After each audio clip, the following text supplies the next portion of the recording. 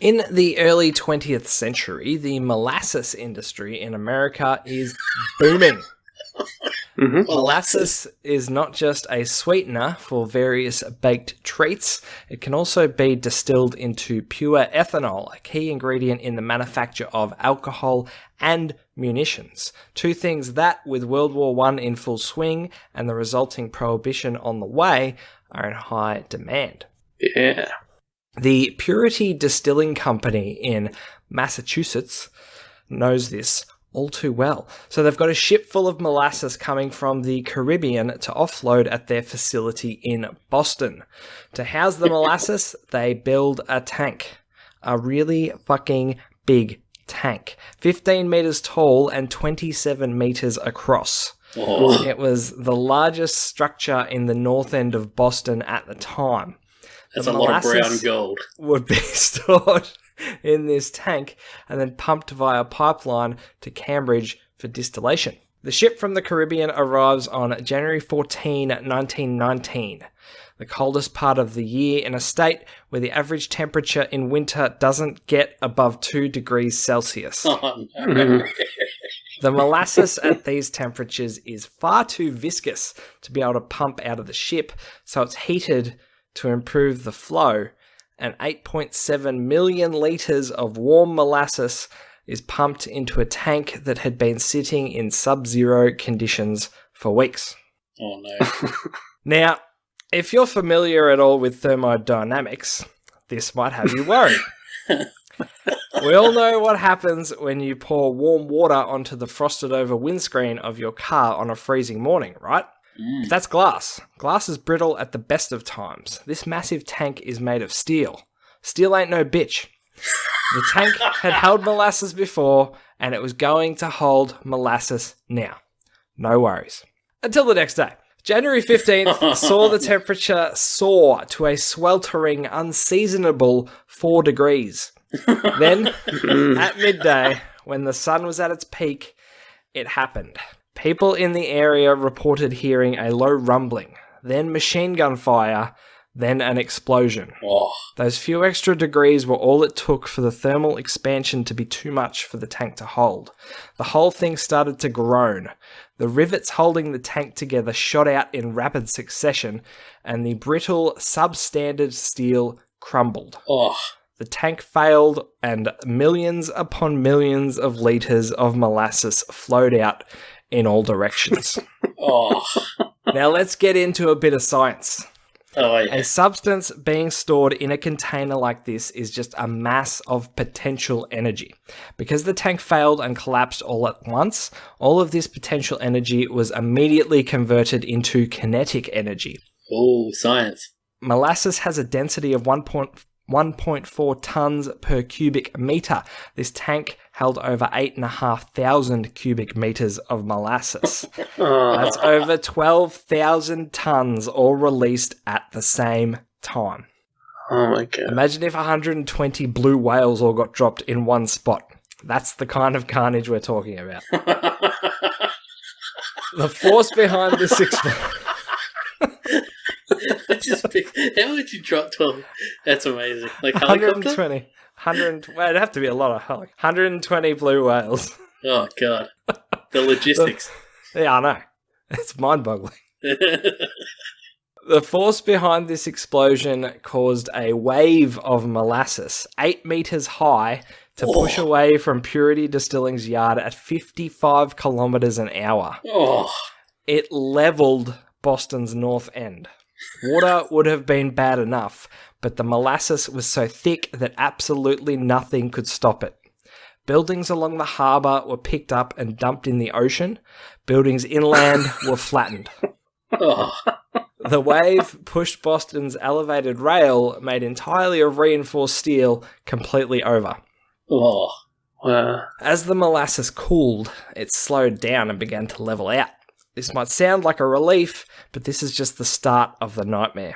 If a gigantic, almost solid wave pushes a building onto you, you're dead instantly. That sucks, but it's much better than the alternative. As the wave subsided, it pooled around a meter deep in some places. And as it pooled, it cooled even more. And as it cooled, it became even thicker and more viscous. It was like quicksand, only stickier and heavier. Oh. For those caught in the flood, trying to escape only sucked them down faster. Oh. The easiest way for the rescue workers to find people was to look for bubbling and movement in the surface of the molasses. Oh, good lord. And if you weren't lucky enough to be rescued, you would spend the next 2 to 3 days slowly drowning. Oh my god. And some people did. 24 people were killed by the sweetest tsunami the world has ever seen. And over 150 were injured. The cleanup took months, and Boston's North End was sticky to the touch for years to come. The ordeal has come to be known as the Boston Molassacre. No, it hasn't. Yes, it has. No, Yes, no, it that's hasn't. real. That's real. That's true. Look it up. Oh my god. And residents of the area today say that on a hot afternoon, you can still smell the molasses. Holy Oh my god. shit. Boston just can't win. I've got a new worst way of dying, and it's drowning in molasses. Oh, It would be for a 2 days. fucking nightmare. That is insane. Oh, so it doesn't God. like get in your lungs and suffocate you. No, It just it's too thick for that. so you basically You're just getting cased in it. yeah. What would you Engulfed. like Ugh. die from dehydration? Oh, I know. Like you'd die from lack of air. You would suffocate, but it doesn't. Yeah, it doesn't get in your lungs. It might actually. I don't know. That's insane. Yeah, it's pretty bad. I was gonna make a joke about it being like the sweetest way to die or the most delicious death ever, but There's actually thinking about that is nightmare fuel. there's a song by, I can't remember the band's name now, but it's called The Great Molassacre, and Oh. one of the lyrics in it is "It's the sweetest way to die." Is it the Dropkick Murphys? They're like a very Nah, Boston. it's not. band. It's some really long name. We'll put it in the description because I'll play the song at the end of the show. Oh. Oh, interesting. I was going to say this, people getting drowned in molasses, it kind of sounds like tar pits, you know? Mm. Like, Yeah, it's pretty much the same thing. yeah. Like visually Mm. as well. Yeah, It would look very similar. Did they recover the bodies of the people who drowned? yeah, they did. I was going to say, you probably just left them there, like a tar pit, like a La Brea tar pit for advanced civilization. Go and dig the remains up now and try and figure out what people looked like 100 years ago. And they'll be like, oh, they taste delicious. Just marinate for 100 years. Mm. Fantastic. Oh, yeah. That's money. Oh, I can't believe that. That's so gross. Could you imagine just like opening your door, north end of Boston, It's just and a you just see wave of this molasses. brown wave coming for you? Oh, fuck me. 8 meters high, you said, right?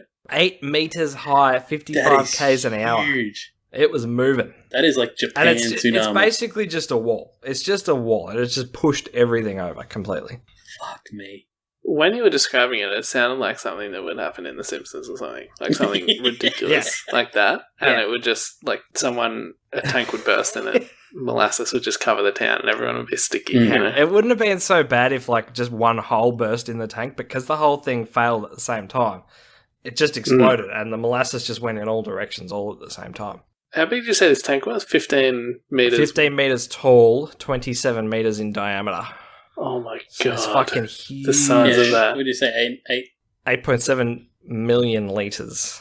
So to help people visualize that, a car is about 1.5 meters tall. So it's like 10 cars stacked on top of each other high. Yeah. Oh my god. That's a lot of molasses. It was a big tank and a lot of molasses. Oh my god. What a failure. Yep. An epic fail. Talking about a structural failure. Is the failure of the tank, or is... Yes, that's Or is it's a structural failure is what I was okay. going for. So it's not a failure of like foresight on the company's behalf. it's Well, more I about... mean, It was as well. they Definitely. use cheap steel, so that's probably partly to do with it. But you know, No, I like the idea of it being the tank's fault. Like it had enough. Yeah, it just had enough. Well, I Sick mean, of if you had guys filling me up with 8.7 bullshit. million liters of molasses in you, you'd probably pack it in too. I'd catastrophically fail, absolutely. Quality. So yeah, like I said to you guys before we started recording, it's not funny, but it is silly. It's a little bit funny. Well, yeah. I think it's been long enough that we can Yeah, it's have been a 100 little bit of a years. laugh, but it is quite They disturbing. named it the Molassacre, so they clearly were taking the piss.